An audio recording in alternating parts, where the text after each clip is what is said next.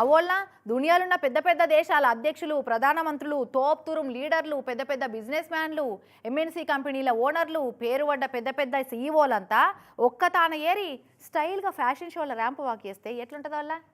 ఏహే ఏందవ్వా నీ ఆలోచనలకు అంతు పొంత ఏముండదా?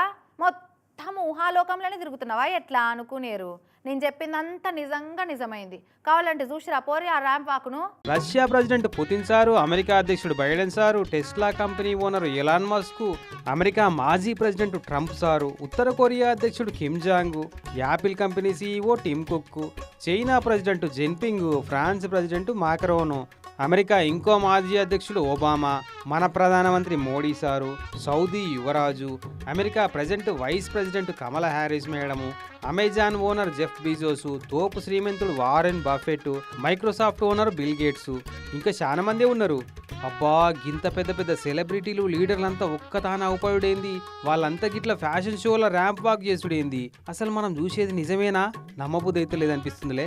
కరెక్టే, ఇదంతా అసలు నిజమే కాదు, ఆర్టిఫిషియల్ ఇంటెలిజెన్స్ టెక్నాలజీతో చేసిన కనికట్టు.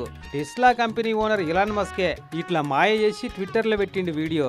ఇది చూసి ఫిదా అవుతున్నారు అంతా. టెక్నాలజీ చల్లకుండా మాయల ఫకీర్లకు తెలియని మ్యాజిక్లు చేయబట్టినైపో నయం ర్యాంప్ వాకే చేయించిండు. ఇక రేపు ఎవరెవరితో ఏమేం చేపిస్తారో, ఎన్ని ఆటలు ఆడిపిస్తారో ఈ ఆర్టిఫిషియల్ ఇంటెలిజెన్స్ టెక్నాలజీ తోటి.